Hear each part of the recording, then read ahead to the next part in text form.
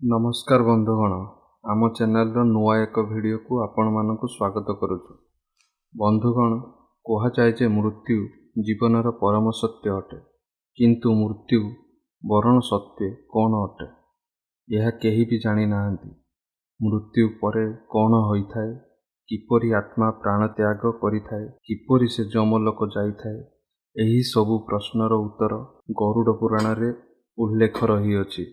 एही पुराण रे गोटिए भागरे उल्लेख अछि कि जेउथिरे भगवान विष्णुଙ୍କ वाहन गरुड़ तांकु पचारिथिले कि हे श्री विष्णु, मते एहा कहंतु कि मृत्युर केते दिन परे आत्मा जमलोक पहुँची थाए।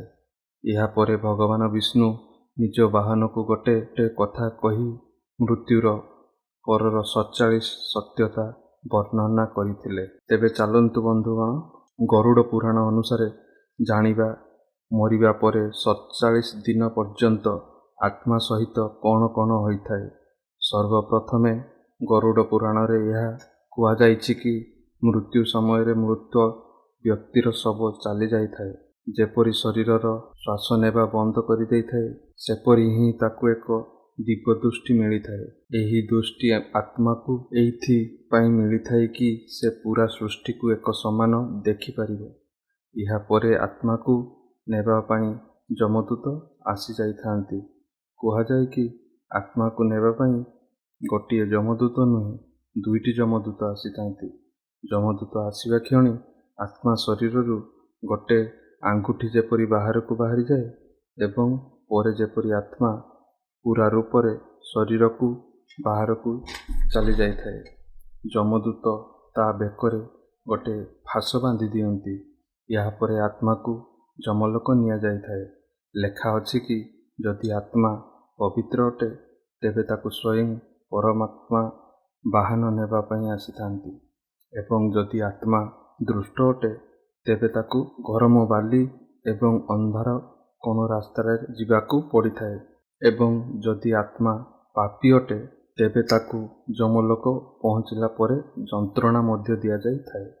या परे आत्मा को सही दिन आकाश मार्गरे तापरे छाड़ी दिया जाइथाए। या परे आत्मा निज अंतिम संस्कार हेबा समय रे निज आत्मा निज आखिरे देखिथाए।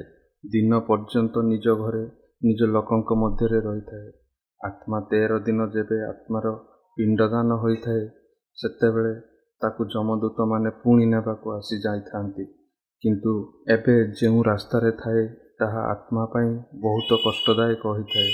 गरुड़ पुराण अनुसार जदि आत्मा को स्वर्ग प्राप्ति होइथाए सेतेबेले ता रास्ता बहुत सहज एवं सुखमय होइथाए। एवं जदि आत्मा को नरक प्राप्ति होइथाए तेबे सेतेबेले ताकु बैतरणी नदी होई जिबाकू पड़िथाए। एठारे प्रश्न यह आसे कि बैतरणी नदी कौन अटे। बंधुगण, बैतरणी नदी गंगार रुद्र रूप अवतार अटे। विशेषज्ञों अनुसार यार गंगार भयानक रूप अटे। पुराण रे लेखा जाइछि कि बैतरणी नदी रे प्रवाहित जल नाली रंगर होइथाए एवं भयंकर जीव मध्य रहिथाए। वर्तमान कर्म अनुसार एही नदी गुरु आत्मा को निया जाइथाए।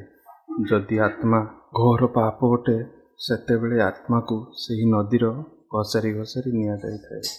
सेतेबेले आत्मा को घोर अनुभव हुए, बहुत कष्ट हुए, जेपरि से जलुअछि, जेपरि ताकू किछि काटुअछि एवं जेपरि तार शरीर को चिरा जाउअछि। किंतु आत्मा जदि केते पाप मध्यरे गोटे पूर्ण कर्म करिछि सेतेबेले सेही आत्मा को सही नदी उपरे वाहन रे निया जाइथाए। खास करी पापी आत्मा जदि निज जीवन रे गाई दान करिअछि ताहेले ताकू बैतरणी नदी उपरे घसारी निया जाइथाए। वाहन रे बसाई नरक द्वार पर्यंत निया जाइथाए। बैतरणी नदी रो एई यात्रा 47 दिन पर्यंत रहिथाए एवं 47 दिन पर्यंत पापी आत्मा को पीड़ा सहिबाकू पड़िथाए।